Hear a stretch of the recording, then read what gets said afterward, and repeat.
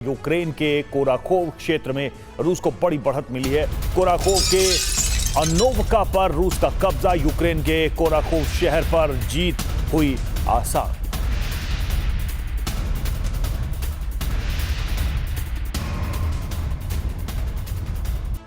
सोलह से 17 दिसंबर को रूसी धरती पर ऐसे कई बड़े घटनाक्रम हुए हैं जिनसे नाटो रूस के बीच जंग की आशंका भड़क गई है।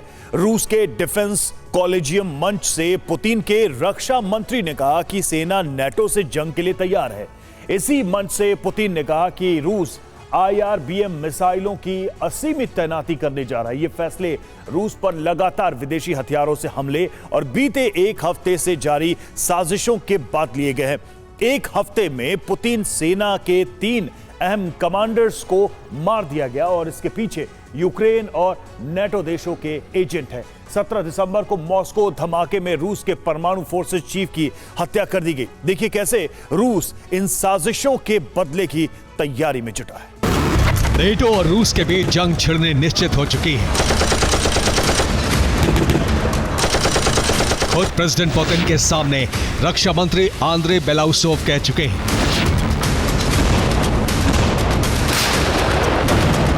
इस जंग की वजह है पुतिन के कमांडरों की हत्या। यूक्रेन और नेटो के षड्यंत्र की वजह से पुतिन के इन कमांडरों की जान गई।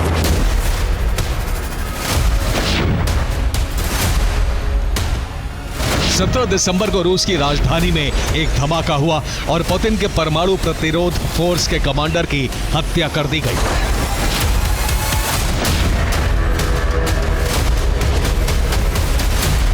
इस धमाके में पुतिन के अहम सैन्य कमांडर को टारगेट किया गया।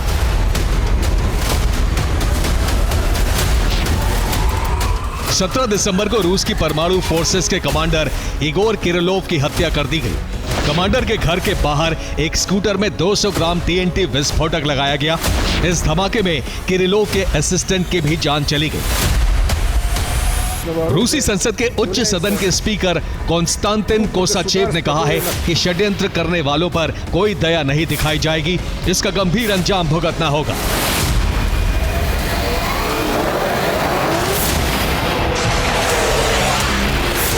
किरिलोव की हत्या से पहले रूस के 2 और कमांडरों की भी हत्या कर दी गई।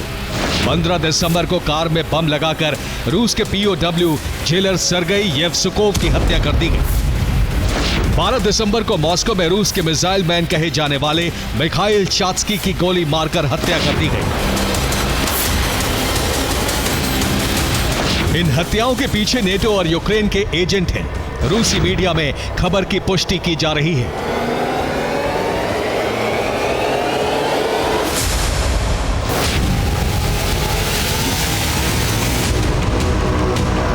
हत्या की साजिश के पीछे यूक्रेनी खुफिया एजेंसी SBU है। SBU किरिलोव को केमिकल हमलों की जिम्मेदार मानती है। नाम न बताने की शर्त पर SBU के अधिकारी ने अमेरिकी मीडिया को बयान दिया। अधिकारी ने कहा है कि यूक्रेनियों की हत्या करने वाले हर कमांडर को इसी तरह मारा जाएगा। कमांडरों की हत्या के बाद रूस आग बबूला है। राष्ट्रहित में ये रूस के लिए बहुत अहम चेहरे थे क्योंकि हर कमांडर युद्ध के लिए जरूरी था।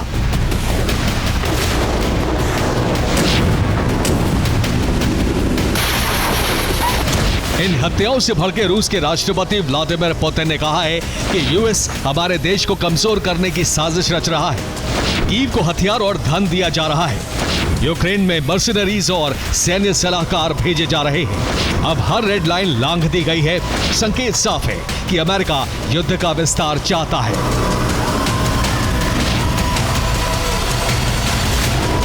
लगातार रेड लाइन लांघे जाने से भड़के हुए पुतिन ने मिसाइल नीति बदलने का ऐलान कर दिया है। यानी अब रुबेज जैसी IRBM मिसाइलों की असीमित तैनाती की जाएगी।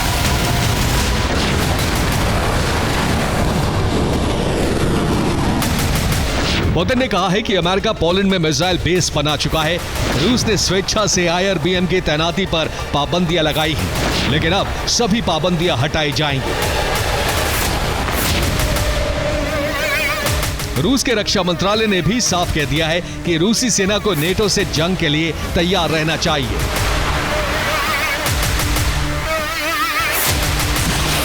इस जंग की तैयारी के लिए रूस ने बड़ी मात्रा में सैन्य भर्ती की है और भी कई तरह के इंतजाम किए जा रहे हैं।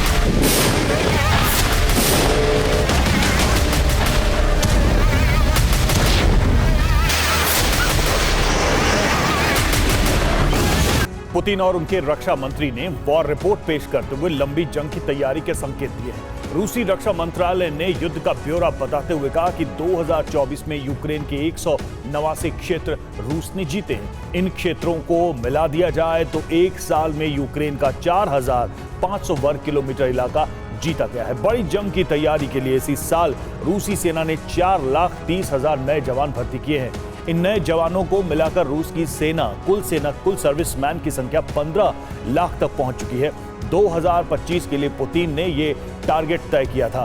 रूस ने कहा है कि जंग की आशंका तेज हो रही है क्योंकि यूरोप के सभी बेस पर अमेरिका के 1 लाख सैनिक तैनात हो चुके हैं। रक्षा मंत्री ने कहा कि रूस भविष्य की तैयारी कर रहा है और नेटो से जंग के लिए बंदोबस्त किए जा रहे हैं।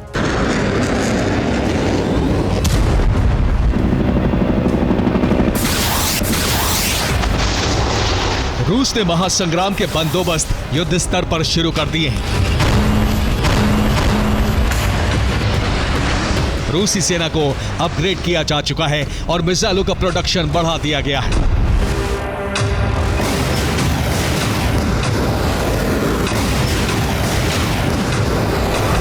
रूसी रक्षा मंत्रालय के डिफेंस कॉलेजियम में राष्ट्रपति व्लादिमीर पुतिन ने कहा कि रूसी परमाणु जखीरे को 95% तक अपग्रेड कर दिया गया है।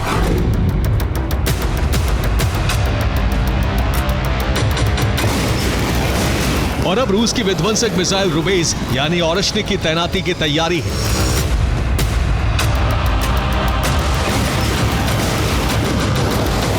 रूस ने ओरेश्निक मिसाइलों की सीरियल प्रोडक्शन की शुरुआत कर दी है। रूस का रक्षा बजट फिलहाल 6.3% है, जिससे बढ़ाकर 8% करने का लक्ष्य रखा गया है। स्ट्रैटेजिक मिसाइल फोर्सेस ग्रुप का आधुनिकीकरण पूरा हो चुका है।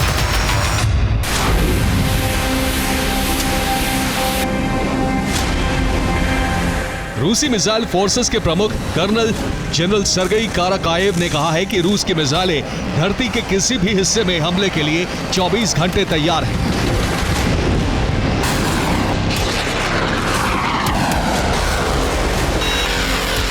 हमले के साथ साथ आत्मरक्षा के लिए भी बड़ी तैयारी की जा रही है। पोलैंड के रेडजिकोवो में अमेरिकी मिसाइल बेस के उद्घाटन के बाद से ही ये तैयारी शुरू कर दी गई।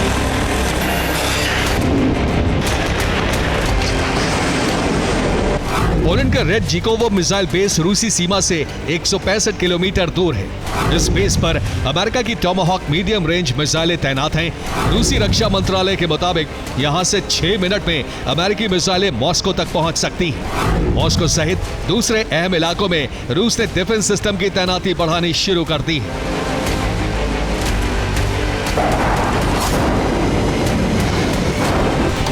रूस हमले और बचाव दोनों मोर्चों पर तैयारी कर चुका है।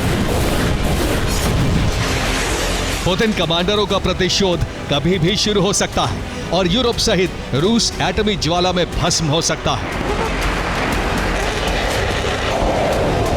Bureau report, TV9 Bharatvarsh. और यूक्रेन को जल्द मिलेंगे 20 मॉडर्न वाहन। जर्मनी से आर्मर्ड व्हीकल की सप्लाई और EU यूक्रेनी सैनिकों को देगा ट्रेनिंग। 12,000 सैनिक विशेष ट्रेनिंग में शामिल किए जाएंगे।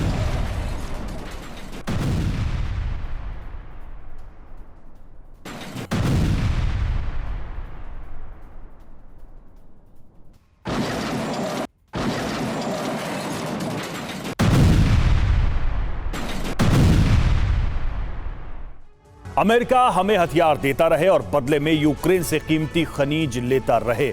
यही ज़ेलेंस्की का मौजूदा प्लान है, जिसे ऑफर बनाकर ट्रंप सरकार से मदद जारी रखने की कोशिश होगी। एक तरफ ज़ेलेंस्की अमेरिका को साधने की कोशिश करेंगे तो दूसरी तरफ नेटो के मदद के बगैर ही युद्ध की तैयारी भी है। और यूक्रेन ने कई हथियार बना लिए हैं और लेजर वाले एयर डिफेंस भी तैयार कर लिए गए हैं ताकि अमेरिका से मदद रुकने के बाद भी रूस की शर्तों पर समझौते की मजबूरी न आए।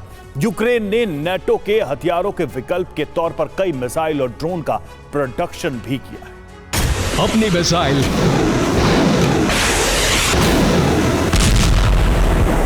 अपने ड्रोन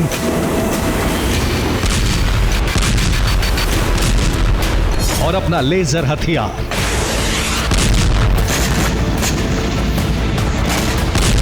दुनिया में जिस हथियार को बेहद आधुनिक माना जाता है, जिसे बनाने का श्रेय अब तक ब्रिटेन के नाम था, वैसा ही हथियार यूक्रेन अपने दम पर बना चुका है।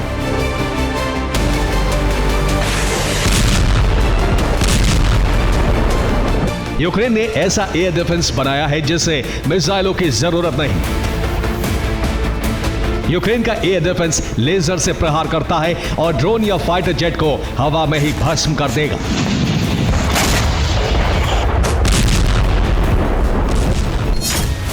यूक्रेन में अमेरिकी पैट्रियट की तैनाती, पैट्रियट की मिसाइलों की सप्लाई रुक गई है। इटली और स्पेन के एयर डिफेंस सिस्टम है। एयर डिफेंस मिसाइलें नेटो देता है, लेकिन अब यूक्रेन इस निर्भरता को खत्म करना चाहता है और यूक्रेन की इसी जरूरत ने उसे अपना एयर डिफेंस बनाने का हौसला दिया।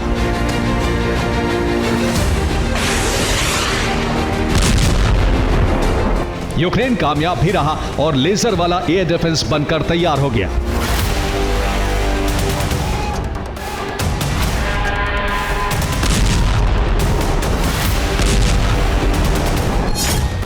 इससे पहले ब्रिटेन ने लेजर वाला हथियार बनाया था।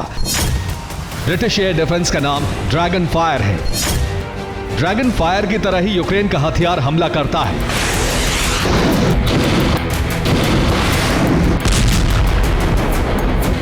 इतना ही नहीं, यूक्रेन अपनी मिसाइल भी डेवलप कर चुका है। वो भी कोई मामूली मिसाइल नहीं। यूक्रेन का दावा सुनकर दुनिया हैरान है।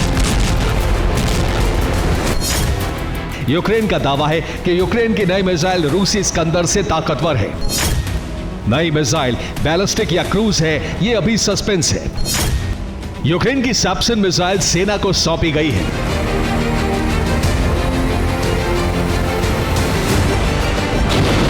यानी सिर्फ एयर डिफेंस ही नहीं बल्कि यूक्रेन के पास अपनी मिसाइल भी है। ट्रंप यूक्रेन को अटैक एमएस से रूस में हमले की छूट देने के विरोधी हैं। जाहिर है ट्रंप 20 जनवरी के बाद यूक्रेन की छूट खत्म कर सकते हैं, लेकिन ट्रंप की वजह से यूक्रेन लाचार नहीं होगा, क्योंकि यूक्रेन की सैप्सन मिसाइल की रेंज 1000 किलोमीटर है। मिसाइल रेडार को चकमा देने की क्षमता रखती है। वक्त के साथ यूक्रेन सैप्सन मिसाइल की रेंज बढ़ा सकता है।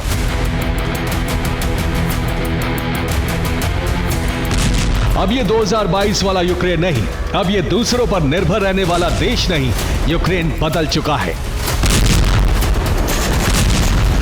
इस देश के पास युद्ध का लंबा अनुभव है, दुनिया की रणनीति की जानकारी है और रूस की कुव्वत का बखूबी अंदाजा। यूक्रेन भले ही नेटो का सदस्य नहीं, लेकिन युद्ध काल में ज़ेलेंस्की अमेरिका और तमाम देशों की नीति को अच्छी तरह समझ चुके हैं।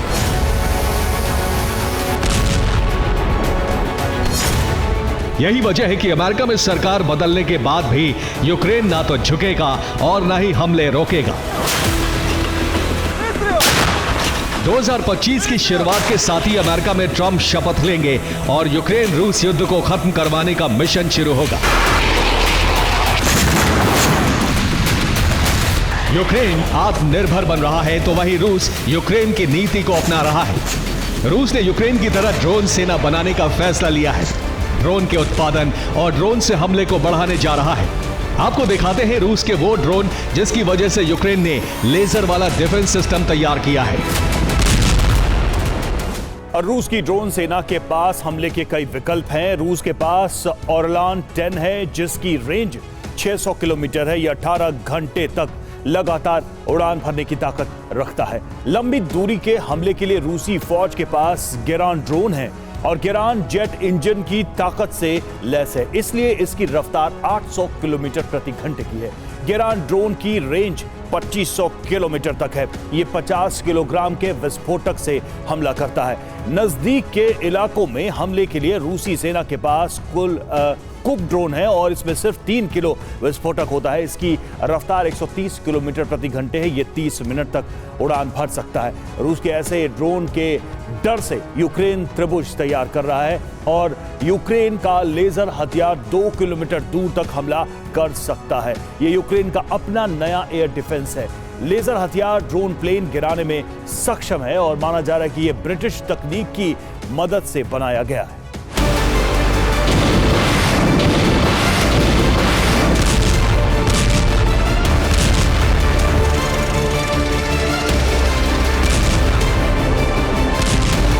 रूस की ड्रोन सेना 2025 में तैयार होगी, लेकिन यूक्रेन के लिए चुनौती का वक्त 20 जनवरी से शुरू हो जाएगा।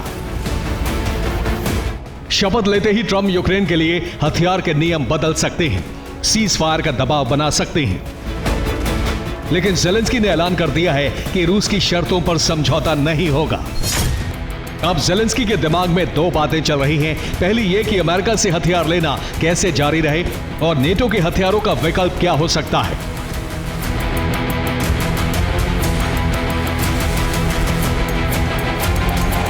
ज़ेलेंस्की ने दोनों मोर्चे पर काम शुरू कर दिया है। अटैक एमिस और स्टॉर्म शैडो के विकल्प के तौर पर पेक्लो मिसाइल का प्रोडक्शन चल रहा है। 3 महीने में 100 पेक्लो मिसाइल बनाई जा चुकी हैं। 2025 में 1000 मिसाइल प्रोडक्शन का लक्ष्य रखा गया है। पेक्लो 700 किलोमीटर प्रति घंटे की रफ्तार से 700 किलोमीटर दूर तक प्रहार करती है। 2 क्रूज मिसाइलों के प्रोडक्शन पर भी काम चल रहा है।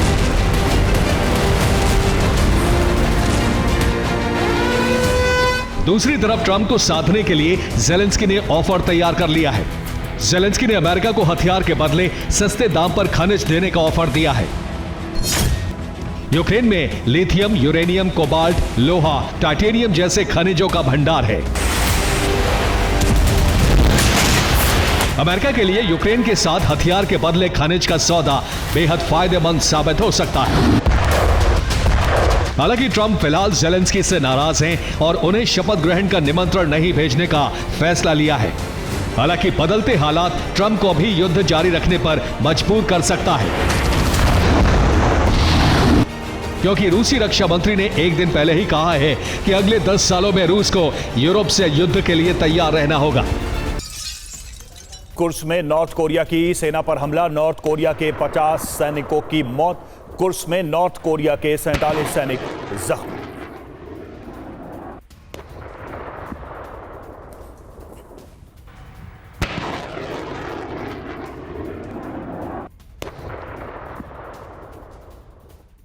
और दिसंबर में यूक्रेन विध्वंस का ब्लूप्रिंट रूस ने तैयार कर लिया है, यानी यूक्रेन के पास अब आत्मसमर्पण के अलावा कोई विकल्प बचा नहीं है।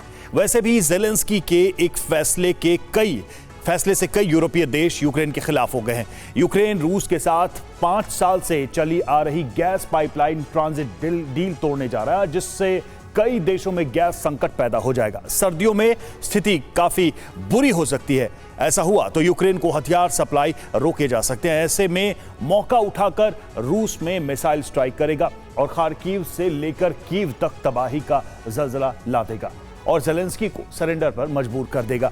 इसकी तारीख 31 दिसंबर से पहले कभी भी आ सकती है। इतनी तबाही काफी नहीं, अब रूस यूक्रेन को पूरी तरह भस्म करना चाहता है। इसके लिए पुतिन की सेना लगातार आगे बढ़ रही है।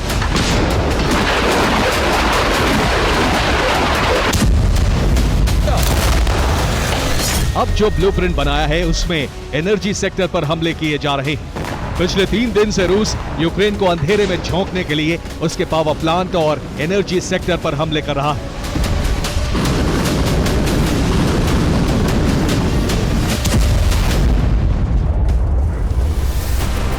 लेकिन अब जो ब्लूप्रिंट बनाया है उसमें सीधे नेटो से टकराने की तैयारी है, क्योंकि यूक्रेन पर हर हमला नेटो की धड़कनें बढ़ा रहा है। यूक्रेन के हर एक इलाके पर जैसे जैसे कब्जा हो रहा है, नेटो की बेचैनी बढ़ती जा रही है। रूस एक तरफ यूक्रेन के सैन्य ठिकानों पर हमला करके उन्हें तबाह कर रहा है, दूसरी तरफ यूक्रेन में मौजूद गैस पाइपलाइन को तबाह करने की तैयारी है। जिससे यूरोप तक गैस सप्लाई रोकी जा सके। 31 दिसंबर को रूस और यूक्रेन के बीच गैस ट्रांजिट डील खत्म हो रही है। अब यूक्रेन ने फैसला किया है कि इसे आगे नहीं बढ़ाया जाएगा। यूक्रेन के फैसले से यूरोप के कई देशों में गैस सप्लाई पूरी तरह से रुक जाएगी, क्योंकि गैसप्रोम लाइन पहले से ही ध्वस्त है।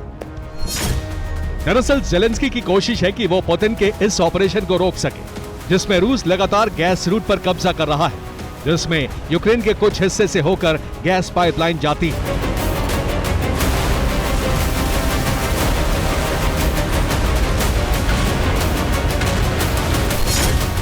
यूएन ट्रीटी के मुताबिक रूस यूरोपीय देशों को गैस सप्लाई जारी रखेगा।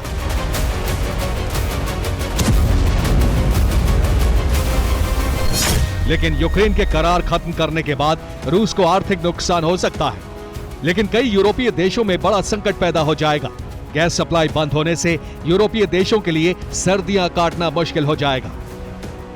अगर यूक्रेन ने गैस रूट का करार खत्म किया तो रूस नेटो को बैकफुट पर लाने के लिए गैस सप्लाई रोक सकता है।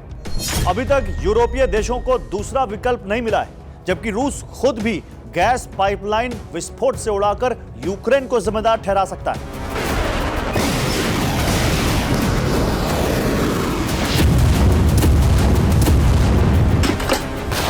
अगर ऐसा हुआ तो गैस सप्लाई मुद्दे पर जेलेंस्की अलग थलग पड़ सकते हैं।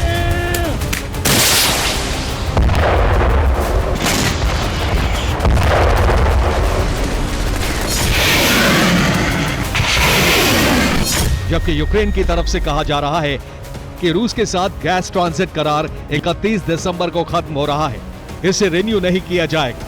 कीव यूरोपीय देशों को गैस सप्लाई पर विचार कर रहा है, जैसे हमने ईयू के साथ करार किया था।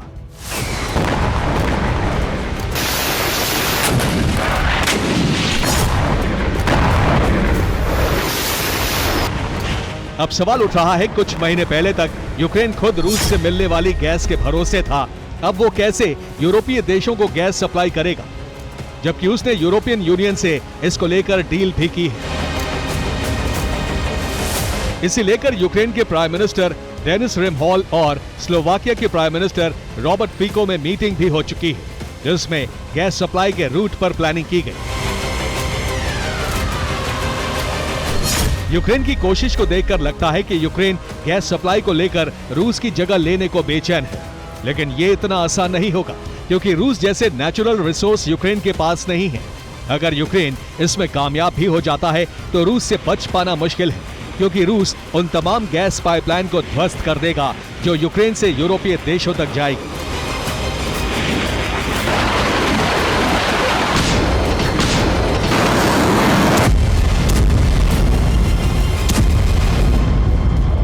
और रूस यूरोप के कई देशों को गैस सप्लाई करता आया है। इसके लिए पिछले 50 साल में गैस पाइपलाइन का एक बड़ा नेटवर्क तैयार कर लिया है, और जिसके जरिए बाल्टिक देशों में 60 से 80% गैस की सप्लाई रूस से होती है।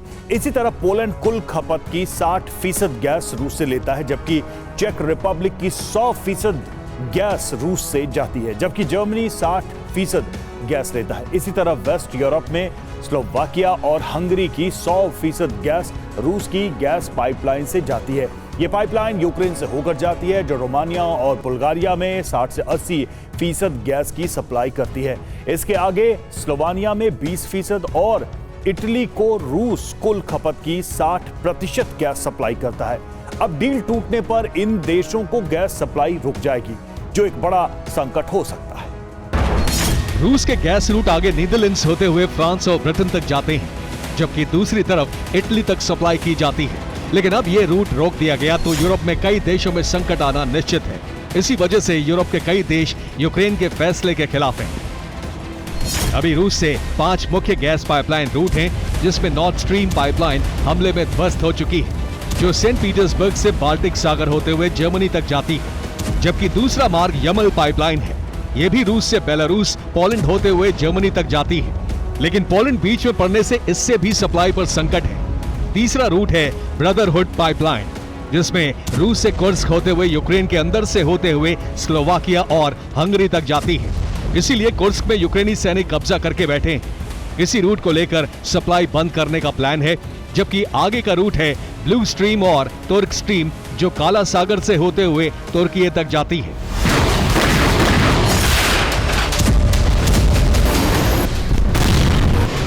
इन 5 रूट में से 3 रूट पर गैस सप्लाई रुक गई है। अब यूरोपीय देश दूसरे विकल्प पर गौर कर रहे हैं, जो कि तुर्क और ब्लू स्ट्रीम से होकर है, लेकिन वो काफी महंगा पड़ सकता है।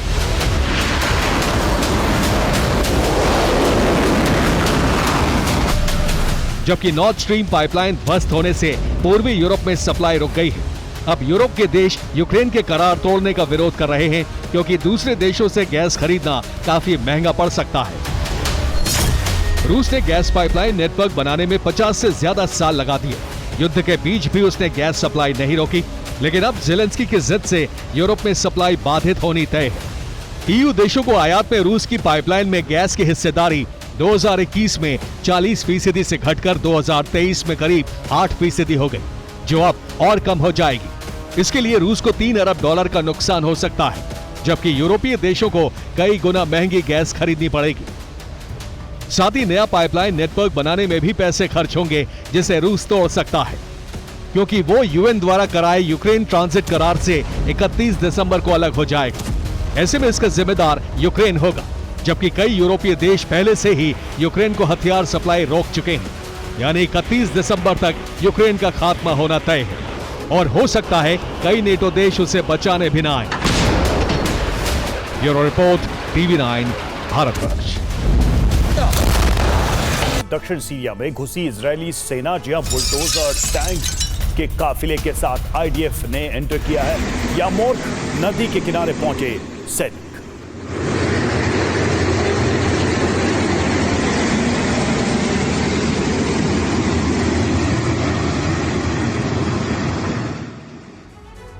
तो सीरिया में इजरायल लगातार तबाही मचा रहा है, जबकि तुर्की इजरायल के विरोध में उतर आया है। उधर रूस और ईरान भी एक सीक्रेट प्लान पर काम कर रहे हैं, यानी सीरिया को लेकर कई देश अलग अलग योजना बना रहे हैं। इस बीच सबकी नजर सीरिया की अंतरिम सरकार पर है, जो जिस तरफ झुकेगी उसका दबदबा सीरिया में बढ़ेगा। असद के भागने के बाद भी सीरिया का संकट क्यों खत्म नहीं हुआ? क्या सीरिया कई हिस्सों में बंटने वाला है? सीरिया के संकट काल पर देखिए एक्सक्लूसिव रिपोर्ट। सीरिया पर नॉन स्टॉप बमबारी जारी है।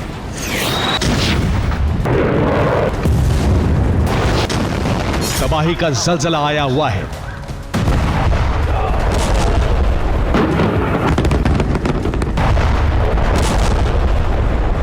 इजरायल और अमेरिका मिलकर सीरिया में बम बरसा रहे हैं, जिसमें असद के छोड़े गए सैन्य ठिकानों को तबाह किया जा रहा है।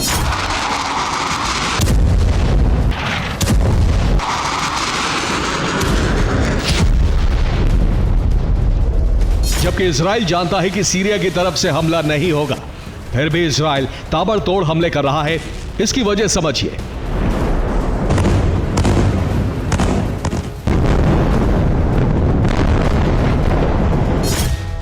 इजरायल दक्षिणी सीरिया में कब्जा करना चाहता है।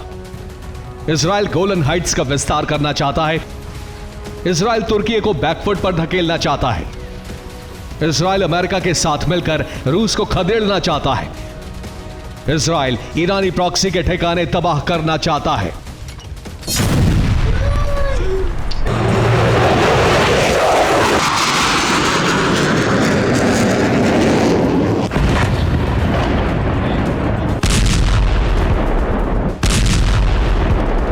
और इसका असर भी हो रहा है।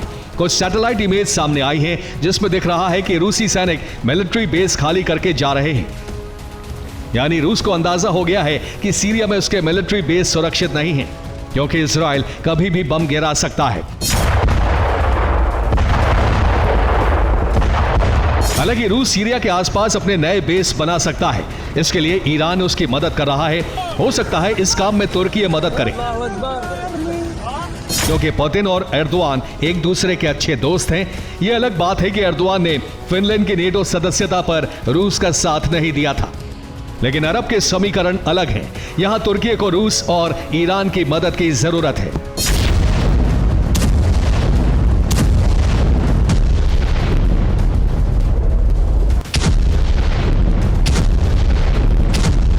लेकिन यह इतना आसान नहीं है। कई यूरोपीय देश इजरायल के समर्थन में आ गए हैं। ईयू की तरफ से बयान जारी हुआ है। ईयू की फॉरेन पॉलिसी की चीफ काया कैलिस ने कहा है, अब सीरिया की धरती पर रूस और ईरान के लिए कोई जगह नहीं बची है। अंतरिम सरकार को रूस ईरान को सीरिया से बाहर निकालना ही होगा।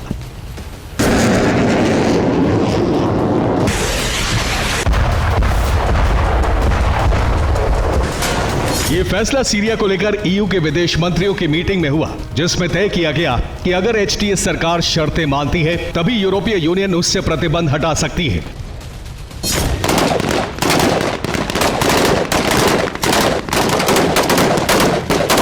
मीटिंग के बाद फैसला सीरिया सरकार ब्रिटिश डेलीगेशन मिला और इसकी जानकारी दे दी।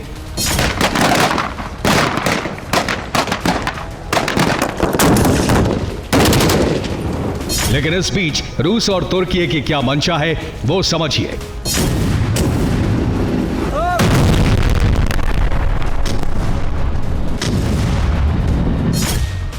तुर्की सीरिया की जमीन कब्जाना चाहता है। इसके अलावा वो सीरिया सरकार से कुर्द लड़ाकों के खात्मे की डील करना चाहता है, जबकि रूस लगातार सीरियाई सरकार के संपर्क में है, जिससे सीरिया में उसके मिलिट्री बेस खाली ना करने पड़े। जबकि ईरान प्रॉक्सी गुटों और उसके खुफिया ठिकानों को वहां बने रहने की डील चाहता है।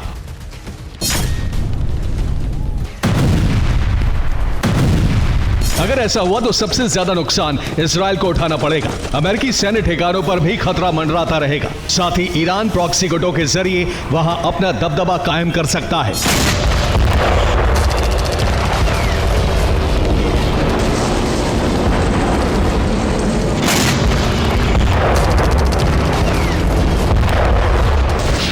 अगर ऐसा हुआ तो एचटीएस को नुकसान उठाना पड़ सकता है, इसलिए वो अभी अमेरिका और यूरोपीय देशों की सलाह पर काम करेगा। वैसे भी तुर्की को लेकर डोनाल्ड ट्रंप ने एक इंटरव्यू में कहा, मुझे लगता है कि तुर्की बहुत होशियार है। तुर्की ने बिना कोई जान गंवाए, बिना किसी दुश्मनी के सत्ता और जमीन पर कब्जा कर लिया।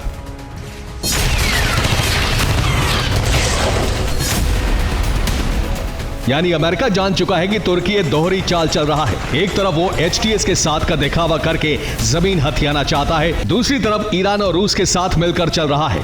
अगर समीकरण बदले तो उसे सीरिया में फायदा हो, लेकिन इजराइल की गोलन हाइट्स के विस्तार योजना को वो शांति और यूएन करार के खिलाफ बता रहा है। Bureau report, TV9 Bharat.